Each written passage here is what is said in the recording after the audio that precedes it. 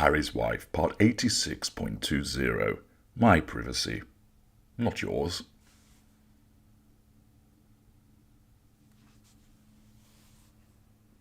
Harry's wife decided that she wanted privacy. She wanted to live a quieter life, away from the media circus that she encountered in the United Kingdom. That she wanted to live her life in an organic and authentically private manner, enjoying privacy for her family. And then, of course, proceeds to do the complete opposite. Her definition of privacy is quite simply, when you say anything nasty about me, when you criticise me, you are invading my privacy. But I am allowed to invade yours. I am allowed to keep turning up at events, arranging quasi-royal tours, turning up on chat shows, giving interviews. I am allowed to keep pouring out various PR puff pieces through the likes of Hello, Tatler, People.com, Town and Country. I am allowed to ensure that there's repeated press coverage about me. I'm allowed to issue podcasts. I'm allowed to come and invade your newsfeed on a daily basis. But as soon as you say anything that's slightly critical of me, you're invading my privacy and you're not allowed to do it, and I'll look to have that shut down in some way. And of course, many of you have repeatedly pointed out this is ridiculous. There's a cry for privacy and she does the complete opposite. Well, those of you who've been involved with Narcissists will understand that that is standard behaviour. Why? Well, first of all, the cry for privacy is utilising a concept for the assertion of control. You're being triangulated, the idea of privacy, that she should be entitled to it. And many people would say, well, yes, people are entitled to a private life. Fair enough. But of course, the narcissist then doesn't live it that way, because her need for the prime aims means that she can't live privately, not with her particular brand of narcissism. So she uses the plea for privacy in this moment in order to assert control, to nullify threats posed by what she sees as intrusive. And then the next moment is like a rash appearing everywhere. Why? Because again, she needs to pursue the prime aims. And her narcissism doesn't allow her to see the hypocrisy of these behaviours. Many other people see it. Time and time again, people have pointed out, what happened to her desire for privacy? How's the privacy going? What privacy? You're turning up everywhere, in news articles, in newspapers, on television programmes, on broadcast news. So much for your desire for privacy. But it is that essential hypocritical response of using a cry of privacy to nullify threats to control, and then utilising PR and appearances to pursue the prime aims of control, fuel character traits and residual benefits. And of course, this has been demonstrated with the forthcoming TV appearance with Ellen DeGeneres. And we return to the Mail Online, which announces Harry's wife reveals 5-month-old daughter Lilibet has started teething. Wow, major revelation there. Young child starts teething. Who'd have thought it? During surprise interview with Auntie Ellen DeGeneres. As talk show host, jokes Duchess should try tequila as a remedy. The article by Charlie Langston reads as follows. Harry's wife has revealed that her 5-month-old daughter, Lilibet Lily Diana, has started teething while gushing about how happy she and Prince Harry are living in their $14 million Monty Shitshow mansion with their 2 children. Assertion of control, facade management. The 40-year-old mother of 2 is set to open up about Lily's milestone in a new interview with Ellen DeGeneres, which is set to air on November the 18th, and marks the Duchess's second major on-air sit-down since she stepped back from royal duties last year. In a clip released ahead of the surprise interview, Harry's wife is seen reminiscing to Ellen, 63, about her days as a struggling actress. However, a second sneak peek seen by People also reveals that the Duchess will share some intimate details about her home life with Harry, 37, and their kids. According to the outlet, Harry's wife jokes to Ellen that she's looking for anything to relieve her daughter's teething struggles, to which the TV host jokingly responds, "Tequila, anything. Oh, what larks." Harry's wife, who's been close friends with Ellen for years after a chance meeting at a dog shelter in Los Angeles, then quipped, "That's Auntie Ellen for you," prompting the talk show host to admit, "That's why I don't have kids." And of course, no doubt, all the children in the world breathing a huge sigh of relief, saying, "Yes, we're pleased you didn't either. Nobody wanted to belong to you, you cold-hearted, empty narcissist." It's unclear whether Ellen, who has reportedly snapped up a $49 million estate in Monte Shitshow near Harry's wife's home, has met baby Lily in person yet. However, she previously revealed on her show that she spent time with baby Archie during a trip to the United Kingdom in 2019, while spending time with the Sussexes. The Duchess's shock appearance on the Ellen show will likely have raised fresh fears in Buckingham Palace that she may be about to launch a fresh attack on the monarchy. Well, it wouldn't be the first time, would it? And that would, of course, be smearing and indirect assertion of control. In a March interview with Oprah, the Sussexes made several bombshell allegations about the royals, accusing a member of the family of making racist remarks about Archie, revision of history, and pity play, and claiming that they ignored Harry's wife when she said she was suicidal while pregnant with the couple's now 2-year-old son, revision of history, pity play. However, in the sneak peek seen by People magazine, Harry's wife focuses solely on her family's life in California, gushing at one point that she and Harry are just happy living in their mansion in Monte Shitshow, where they are raising Archie and Lily, having relocated to the US when they stepped down as senior working royals in 2020. Facade management. Harry's wife, longtime makeup artist and friend Daniel Martin, also shared some insight into her interview with Ellen, telling the outlet that the talk show host pulled out Harry's wife's goofy, funny side. I somehow very much doubt that to be the case.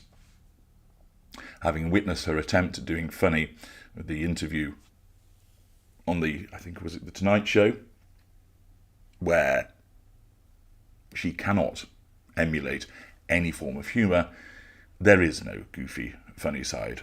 She probably thinks there is one, and her friend does so, because that's an assertion of control through a minion, a member of the coterie. We, Martin and Harry's wife's hairstylist, Jason Lowe, were backstage the entire time, he said. "It's really fun, and Ellen really pulled out Harry's wife's goofy, funny side, which everyone will be able to finally see." In a 120-second clip released to the public ahead of the interview's broadcast on Thursday, Harry's wife is also seen speaking to Ellen about her days as a struggling actress, when she used to audition for roles on the same lot where the show is filmed. During her appearance today, the Duchess spoke about her Hollywood auditions and said, "So I had this very old Ford Explorer Sport, and at a certain point the key stopped working on the driver's side, so you couldn't get yourself in through the door. So, after auditions, I would park at the back of the parking lot and I would open the trunk and climb in, pull the door shut behind me and crawl all over my seats to get out. That's how I would come to and fro." What a fascinating revelation that is. What an excellent use of airtime to tell us about this asinine observation. And as I mentioned in section 19, and I also know from various comments elsewhere, there's a suggestion that there was no old Ford Explorer Sport, that her father had bought her a new car. So if that's accurate, we have a revision of history about the vehicle. And as I pointed out earlier, if the driver's door wasn't working, just use another one. And this is likely a further revision of history, which is done in the moment to assert control by trying to make her look relatable and funny in order to draw fuel and maintain that facade. The article continues. Harry's wife told the host, "I would park on gate 3 and I would scoot on over, and the security guards here would always say, 'Break a leg, I hope you get it.' So driving today was very different." Teasing the full interview, Ellen tweeted the clip and said, "A lot has changed since the last time Harry's wife, the Duchess of Sussex, was on the Warner Brothers lot. Don't miss the rest of our interview tomorrow." Well, I think I might be doing some flossing of my teeth, so no thank you. Although, undoubtedly, I will be commenting on it in due course, because it was too good an opportunity to miss the interaction between two narcissists, so that I can take you through it explaining how they interact with one another and both achieve the prime aims at the same time. Of course, what's notable about all of this is that this interview, judging on the teaser trailers that have been provided, is likely to be full of marshmallow fluff.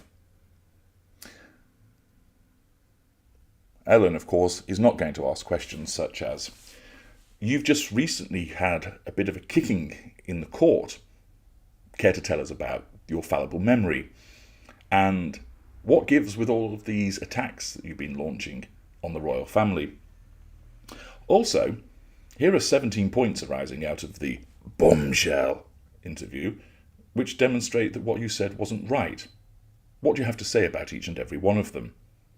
But of course, there's no way that Harry's wife's PR team would let her sign up for any kind of forensic interview in that way, because they would recognise that it would be very damaging to the facade that she maintains, to her PR, and of course she wouldn't consent to doing the same, because it would have represented a threat to control by having a credible, serious journalist using the evidence and asking her those questions.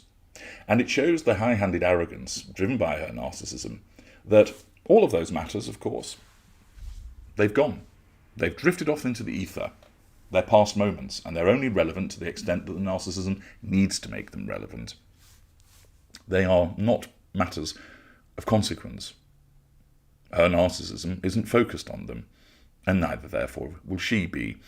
Instead, it's all about, I'm going to go on a show and talk about myself and tell you about my daughter's teething and some shitty anecdote about me crawling through a trunk. And she does so in the deluded belief that people are going to be interested in her for these little insights into her life. The reality is, many people will be far more interested to watch to see what nonsense comes out of her mouth, what further hypocrisies occur, how she might contradict herself further. People aren't watching because they're interested in her for being her.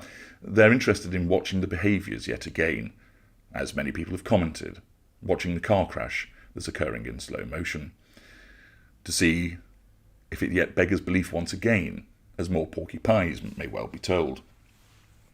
But of course, in Harry's wife's world, driven by her narcissism, she believes that all of these people are interested in her because she's such a fascinating bananatarian, eco-warrior and saviour of the human race, and that everything she says is of huge consequence. The fact that hundreds of millions of people have had children that teethe, and therefore, why would anybody be interested in the fact that her own child is teething at this particular time? But her self-absorbed nature means that she will believe that to be the case, and everything that she says is being driven by that need to assert control.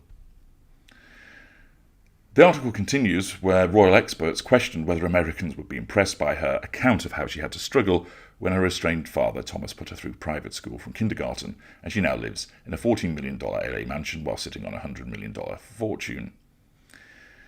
And again, it repeats section relating to the restaurants and the Sizzler salad, and demonstrates again that each time she pops up to assert control in this manner and manage the facade, there's somebody waiting to point out, but look at all of these things that you've said in the past that don't stack up. And on it will continue. The article talks more about the visit that took place between Ellen DeGeneres and Harry's wife when they met back in the day. And of course, they are non-intimate secondary sources to one another, and therefore they can both promote one another's facade. And of course, in this instance, there is a confluence of interests, because quite simply, it works like this. Toxic environment outed at your show, career on the wane, well, continue to try and leverage some prominence by utilising somebody who is deemed newsworthy, hence get Harry's wife on as a guest. Therefore, that aids Ellen with regard to the assertion of control, the drawing of fuel, and her own facade management. Then on the other side, Harry's wife, again, wanting to continue to ignore the faux pas that have occurred, and driven by her unconscious need for the prime aims, appears as a guest to talk about herself around all of the fluffy, lightweight subjects, completely failing to talk about anything of actual consequence, all part of that assertion of control, the drawing of fuel for herself, and again her own facade management. So the two are able to coexist in this fashion. As non-intimate secondary sources, they each will take one another off the shelf, interact for a period of time, and then go back on the shelf. And because of that, the opportunities for either to threaten the control of the other will be limited, meaning that they will largely treat one another in a benign fashion, until such, of course, one is of no use to the other, and then they will leave the other on the shelf. Something, of course, we've seen Harry's wife do repeatedly. How do you feel about that then, Piers Morgan? So the interview is coming, and no doubt there'll be plenty of press coverage about it, telling us everything that's said, and that will be another opportunity to dissect it in terms of what it means through the narcissistic prism, and also the actual interview itself, to break down the gestures, what's being said, and the interaction between the two. And all of those will, of course, be covered in due course. I'm H.G. Tudor. Thank you for listening.